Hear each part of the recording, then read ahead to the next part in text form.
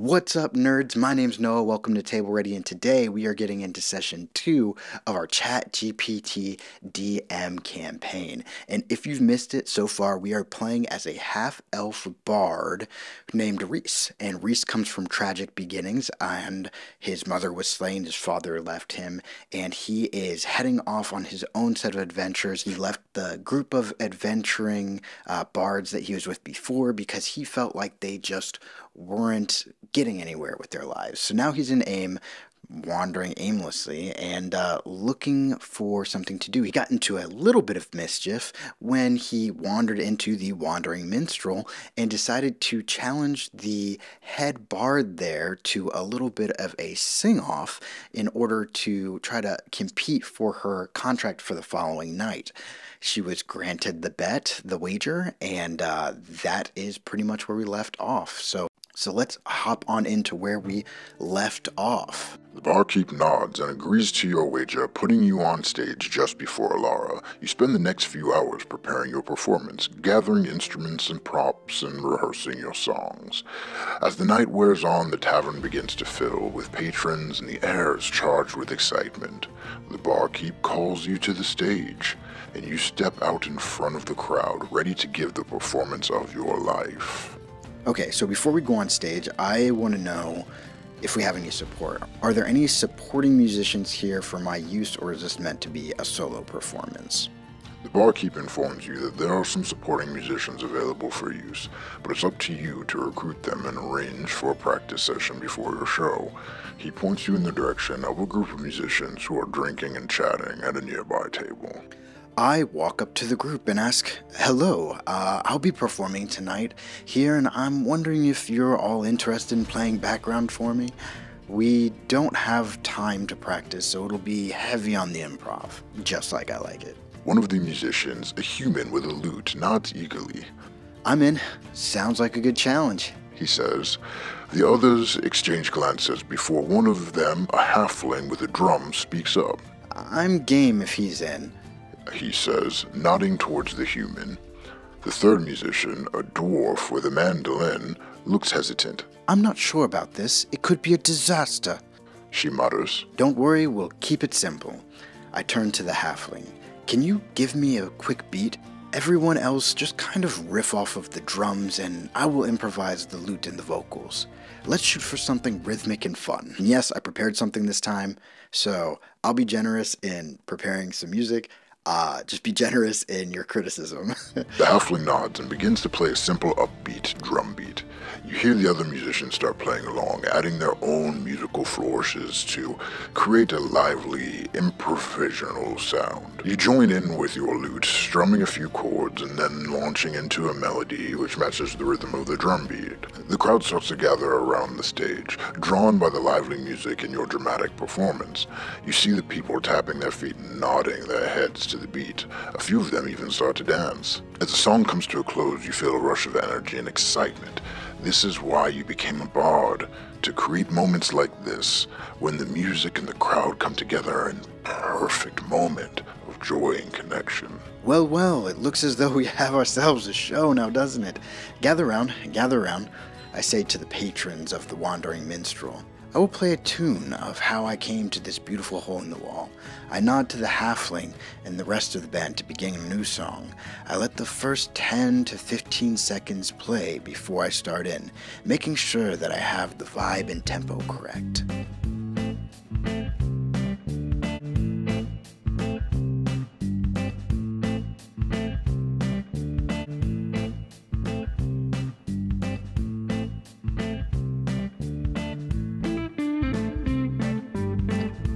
Okay. In the wilds I roamed, a half-elf all alone with a story that needed to be told. Fighting tooth and nail, skin and bones, but in the distance a city shone. The city of AIM could be hit with a stone. With nothing but a backpack and a dream, I wandered through the forest, the mountains and the streams. Aim was where my story could be heard. The wandering minstrel could sing every word. The room was filled with the smells of ale. I stepped on stage and the room went pale. With the voice that echoed in the heart that was true, I told the story of the things that I'd been through.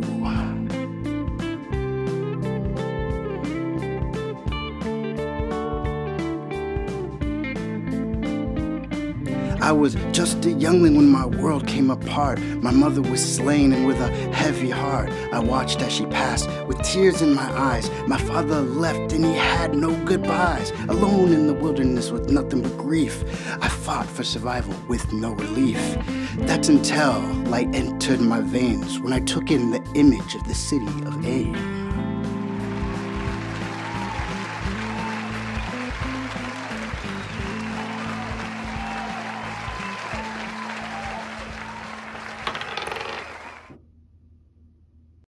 I rolled a 9. Okay, it doesn't look like it's added my modifiers, so in the future, I'll add my own modifiers because it doesn't seem like it's doing that now. Despite your best efforts, the beginning of your performance is a bit shaky. You struggle to find the right tempo and melody for the song, causing the crowd to become a bit restless and murmur against themselves. However, you're quick to recover and manage to find your groove, and as the performance continues, the audience becomes more engaged and starts to cheer and clap along. Well, that's not great. I'm wondering if I only get one song or if maybe I get a set of 3. We'll see. Maybe this will be more skill challenging than a single skill check. How many songs am I meant to perform before Alara goes on? You agreed to perform one song before. Okay, so just the one song. Okay, that's not too bad. It is what it is. You can't win them all, right? So let's thank the crowd and hop off stage. I thank the crowd with a bow and a tip of my hat before waving my hat to the supporting band.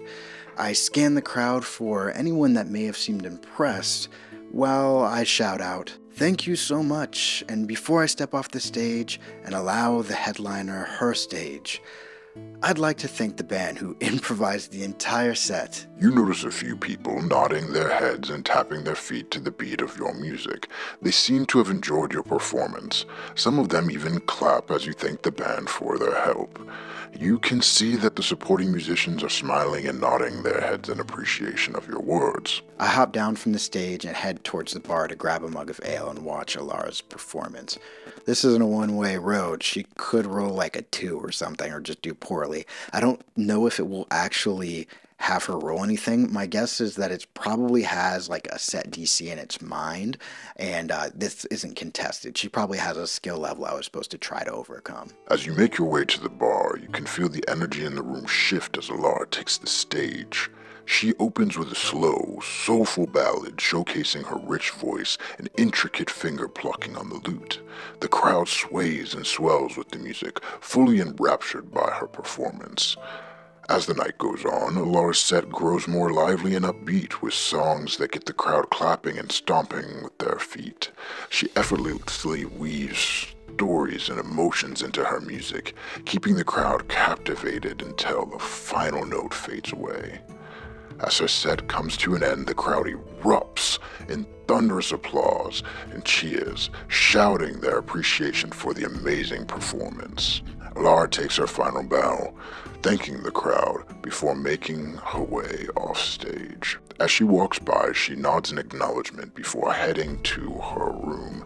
The barkeep approaches you. Quite the show, wasn't it? Alara truly is a master at her craft.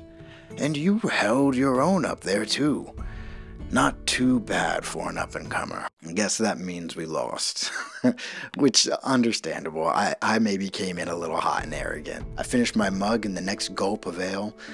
I'm guessing that means I've lost. Alara looks to you and nods. I'm afraid so. Your performance was quite impressive, but the crowd seemed to enjoy my set a bit more. I'm sorry, but I'll have to decline your request for tomorrow's performance slot. She takes a sip of her drink and adds, But don't be discouraged. You have talent and potential. Keep honing your skills, and who knows, maybe we'll be able to share this stage again in the future. You know what always helps heal a good beating of the ego? A strong drink paid for by the one who beat you. I look at Alara expectantly. I am still allowed to drink here, I asked the barkeep. The barkeep nods. Of course you are, my friend. Everyone's welcome to drink here as long as they can pay for it. Alar raises an eyebrow at your request, but eventually nods and says, Sure, I'll buy you a drink. You did well up there despite the outcome. I could use someone like you to open for me again in the future. Well, that's nice. It sounds like she's not taking my end of the bargain too seriously. If you don't remember, I had promised never to play here again if I lost. But it seems like she took that with a grain of salt, and I appreciate that. Maybe I can open here in the future. She signals the bartender to bring over 2 mugs of ale. You take the mug and raise it to Alara in a toast. Cheers to the victor. May you continue to dominate the stage. I finish my glass once more with no intention of having another tonight. I turn to Alora and say, You are graceful in victory. Thank you for that. I do have a question you might be able to help me out with. I'm a simple half-elf bard from a farm town in a major trade city. What do I do? I'm feeling a little lost and without purpose. I want to say this because honestly I am curious where I'm supposed to go. The game does not seem to be on rails, which is more than I expected from this chat DM. So let's see if it tries to guide us in any direction. Alara takes a sip of her drinks and looks at you with thoughtful expression. Well, first of all, don't sell yourself short. You clearly have talent as a musician and performer. Perhaps you could try expanding your horizons and taking your act to other cities and venues. You could consider collaborating with other artists, new genres or styles, or, if you're feeling adventurous, you could try your hand at composing your own music. The world is your oyster, my friend. It's all about finding what makes you fulfilled. Interesting. It sounds like what it's trying to do is lead me into a bard tailored type of adventure.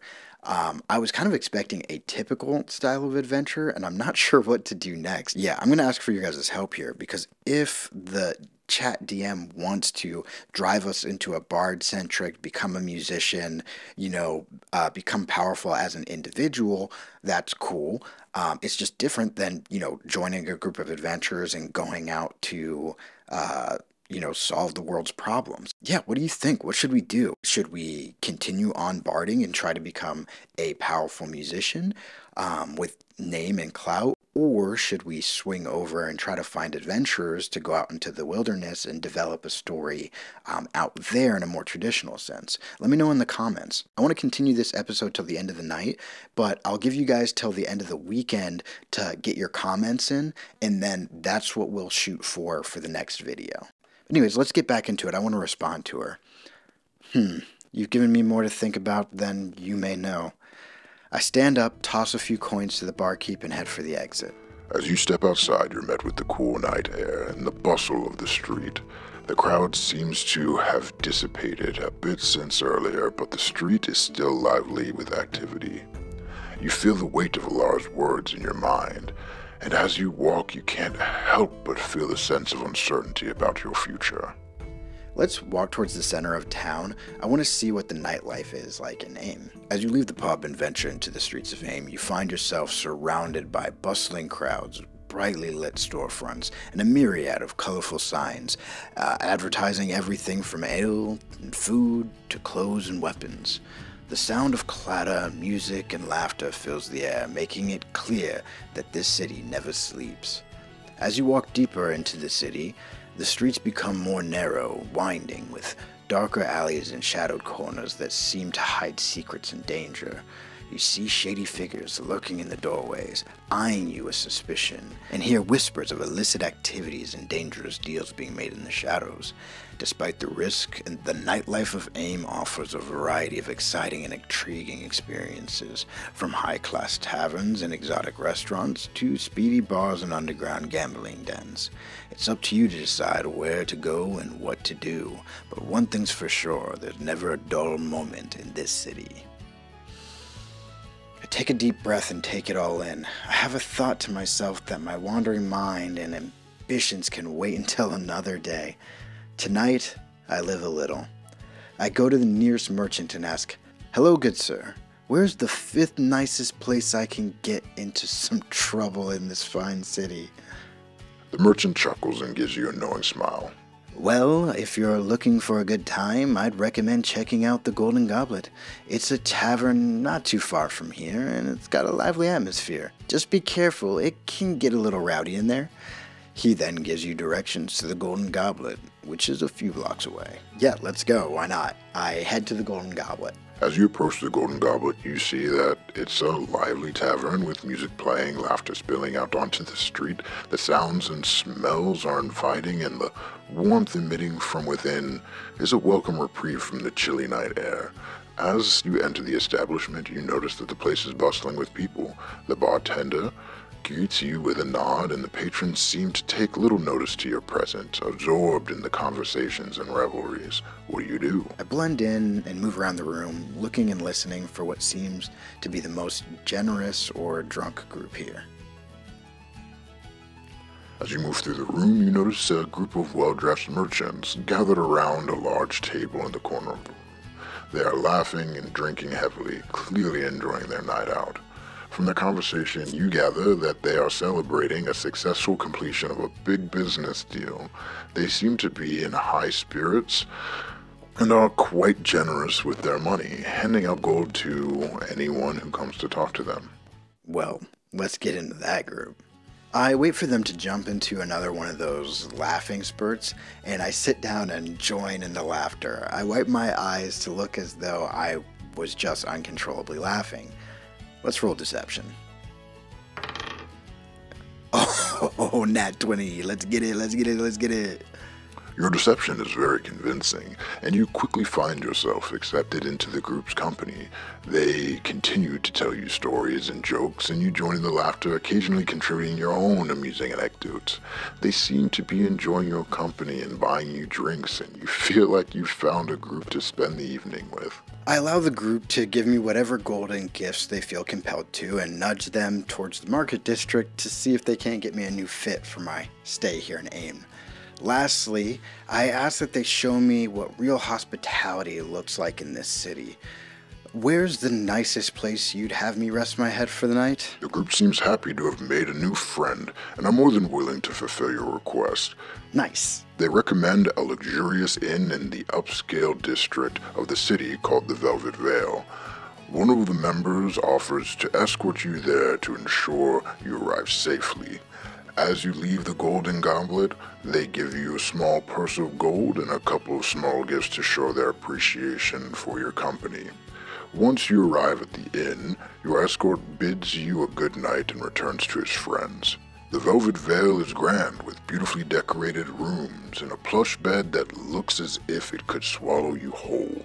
I lay down, having been fully satisfied by the night's luxurious distractions, and just before I slip away into dreams, I remember the looming lack of direction I'll have to face in the morning.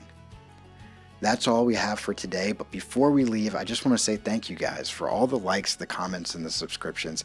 It's crazy that we've more than doubled our subscriber count every single video.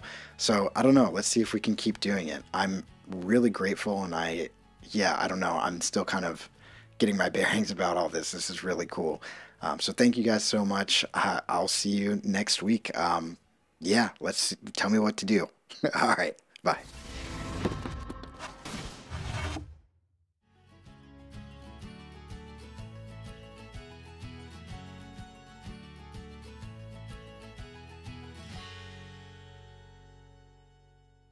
The barkeep raises an eyebrow.